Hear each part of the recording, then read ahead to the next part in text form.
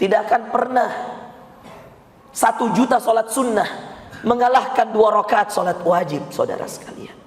Mungkin Anda mengatakan, Ustaz, saya sudah sholat hajat berkali-kali, kenapa belum pernah Allah jawab? Cek sholat subuh Anda. Jangan-jangan Anda selalu bolong subuhnya. Jangan-jangan Anda selalu bangun subuh jam 8.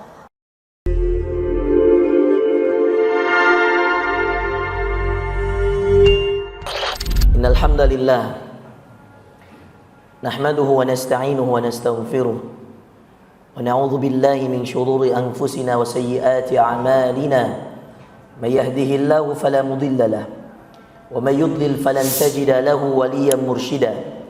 Asyhadu an la ilaha illallah wahdahu la syarika lah wa asyhadu anna Muhammadan 'abduhu wa rasuluhu wa safiyyuhu wa khaliluhu. بلغ الرسالة وأدى الأمانة ونصح الأمة وكشف الله تعالى به الغمة حتى أتاه من ربه اليقين صلوات ربنا وسلامه عليه وعلى آله وأزواجه وأصحابه ومن تبعهم بإحسان إلى يوم يبعثون.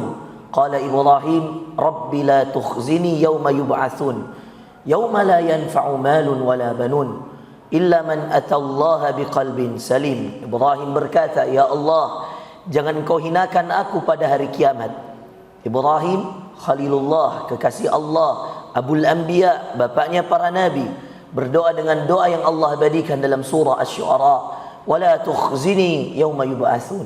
Ya Allah, jangan engkau hinakan aku pada hari kiamat, pada hari kebangkitan, di saat semua manusia engkau bangkitkan.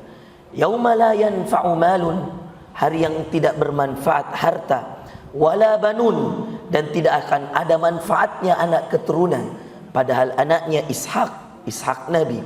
Padahal anaknya Ismail Nabi. Ishak punya anak, cucu Ibrahim, Yakub Nabi.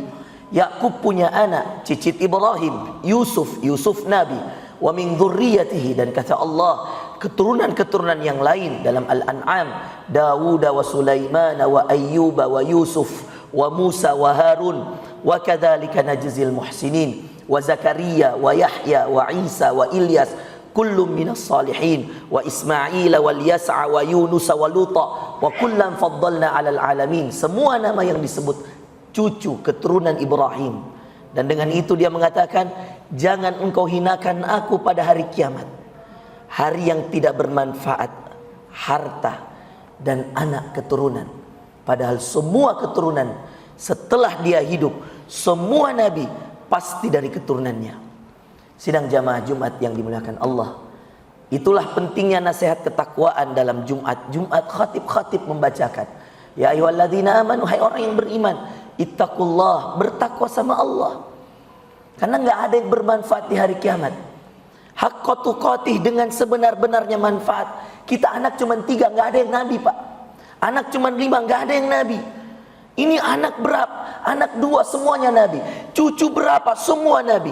Dan dengan itu Ibrahim mengatakan, jangan kau hinakan aku ya Allah pada hari kiamat, hari yang tidak bermanfaat harta dan anak keturunan. Illa man atallah. Kemudian Ibrahim menyampaikan, kecuali yang mendatangi Allah biqalbin salim, dengan hati yang tenang. Itulah kenapa ada ayat dalam penutup surah Al-Fajr, ya ayyatuhan nafsul mutmainnah, hai jiwa-jiwa yang tenang. Siapa orang-orang yang tenang dalam jiwanya? Siapa orang-orang yang Allah akan berikan ketenangan di dunia dalam hidupnya, dan Allah akan berikan ketenangan di akhirat ketika dia dibangkitkan. Itulah yang akan menjadi tema kita pada Jumat kita hari ini. Jangan ada yang mengantuk, saudara sekalian. Jumat sepekan sekali Anda mendengarkan khatib berceramah. Itulah kenapa berbicara ketika khutbah Jumat adalah bagian daripada cara membatalkan Jumat itu sendiri. Nabi mengatakan dalam hadisnya yang sahih, siapa yang mengatakan pada saudaranya diam, maka telah batal Jumatnya. Orang ini menegur saudaranya dengan mengatakan diam, maka telah batal Jumat orang ini. Satu kata pun tidak diperbolehkan, agar kemudian semua fokus. Itulah juga dalam hadis Nabi yang lain. Nabi mengatakan, siapa yang datang pada Jumat lalu dia menyegerakan dirinya untuk masuk pada saf-saf pertama, maka baginya onta, pahala senilai onta, ibil, kata Nabi dalam hadis Bukhari. Hadis yang sahih. Lalu siapa yang datang setelahnya pahalanya setara dengan al-baqar. Apa al-baqar? Sapi. Lalu datang setelahnya dengan hewan yang bernama kambing. Datang setelahnya pahala setelahnya. Semakin terlambat datang dengan pahala ayam. Lalu kemudian datang dengan pahala telur. Ini bukan yang menyatakan, bukan ustadz belaka teman-teman sekalian, saudaraku yang belaka. Ini yang mengatakan Nabi Muhammad sallallahu alaihi wasallam. Begitu mulianya lah pahala orang yang datang menyegerakan dirinya untuk duduk di saf-saf pertama di waktu Jumat. Tapi apa yang menjadi inti saudara sekalian? Lalu kata Nabi SAW, ketika orang terakhir masuk dia dapat pahala telur. Lalu kata Nabi, ketika khatib naik di atas mimbar, lalu dia mulai berkhutbah, maka malaikat-malaikat yang menjaga pintu-pintu untuk mencatat pahala orang-orang yang masuk menutup buku catatannya.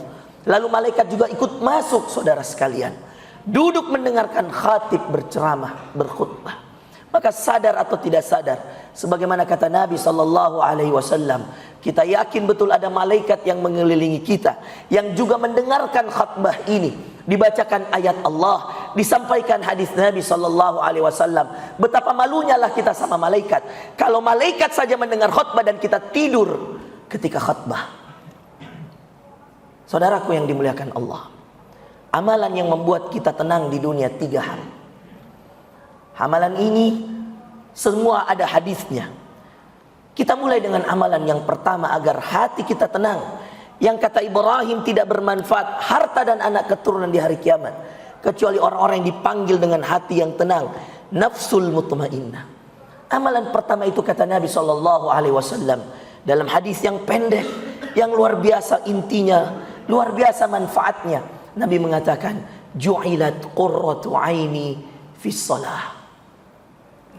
Rasulullah SAW mengatakan kepada para sahabatnya sambil matanya berkaca-kaca, lalu mengatakan, sahabat-sahabatku, ju'ilat qurratu aini fis shalah, dijadikan penenang hatiku, penyejuk jiwaku itu kalau saya sedang sholat.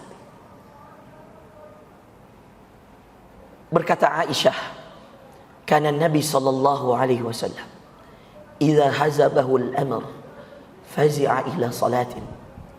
Aisyah mengatakan, saya melihat Nabi kalau dia ada masalah, kalau dia ada hajat, dia sedang memikirkan sesuatu, bersegera Nabi mengambil air wudu lalu dia salat. Bahkan dalam beberapa athar dan riwayat beliau mengatakan, saya melihat begitu lama sujudnya, saya melihat begitu lama rukuknya untuk menenangkan hatinya. Saudaraku yang dimuliakan Allah, berapa banyak di antara kita membayar kebahagiaan, ternyata kebahagiaan itu murah, bahkan gratis. Berapa banyak yang menghealing dirinya keluar negeri untuk mencari kedamaian, tetapi ternyata begitu mudah dan ternyata begitu dekat tempatnya. Ambil sejadahmu, ambil air wudu'mu, sujud 2 rakaat saudara sekalian. Katakan, ini adalah salat untuk menenangkan hatiku. Inilah yang kata para ulama dengan fi'al, perbuatan dari Nabi ketika beliau ada hajat, ketika beliau ada masalah, ketika beliau ingin menenangkan hati. Inilah yang dinamakan dengan salat mutlak, salat yang bisa dikerjakan kapan saja, di mana saja. Salat mutlak ini tidak terikat dengan waktu. Salat mutlak ini tidak terikat dengan keadaan. Salat mutlak ini tidak terikat dengan tempat seperti tahiyatul masjid, tidak. Salat mutlak ini siapapun yang menginginkannya. Ada orang tua yang sedang ingin dioperasi, ambil air wudu, salatlah 2 rakaat. Salat mutlak. Boleh dikatakan salat hajat, boleh dikatakan salat untuk permohonan, apapun itu saudara sekalian. 2 rakaat karena Allah, untuk sesuatu yang diinginkan, ketenangan hati, hajat yang ingin dikabulkan, orang tua yang ingin disembuhkan, anak yang kemudian ingin lulus pada ujiannya, dan segala hal apapun, mulailah dari salat. Perbaiki salatnya. Tetapi ketahuilah, salat-salat mutlak dikerjakan 1000 kali sehari pun, 100.000 kali sekalipun, kalau Anda tidak bangun salat subuh, tidak ada manfaatnya. Tidak akan pernah 100.000 kali sholat mengalahkan 2 rakaat sholat wajib, saudara sekalian. Tidak akan pernah 1 juta sholat sunnah mengalahkan 2 rakaat sholat wajib, saudara sekalian. Mungkin Anda mengatakan, Ustaz, saya sudah sholat hajat berkali-kali, kenapa belum pernah Allah jawab? Cek sholat subuh Anda. Jangan-jangan Anda selalu bolong subuhnya. Jangan-jangan Anda selalu bangun subuh jam 8. Jangan-jangan Anda meremehkan sholat zuhur. Azan berkumandang lalu Anda katakan pada staf Anda, kita selesaikan dulu rapat. Ternyata rapatnya selesai jam 4, lewat lagi sholat zuhurnya. Bagaimana Allah mau memberikan ketenangan hati bagi orang-orang yang dipanggil sholat, hayya ala salah, hayya alal falah, mari menuju kemenangan. Lalu dia katakan nanti dulu, padahal Allah ajak untuk menang. Perusahaan yang Anda pimpin sukses tidaknya tergantung apakah Allah ingin menakdirkan sukses atau tidak. Maka kenapa ketika Allah panggil Anda tidak datang? Lalu Anda berharap kedamaian hati? Mustahil.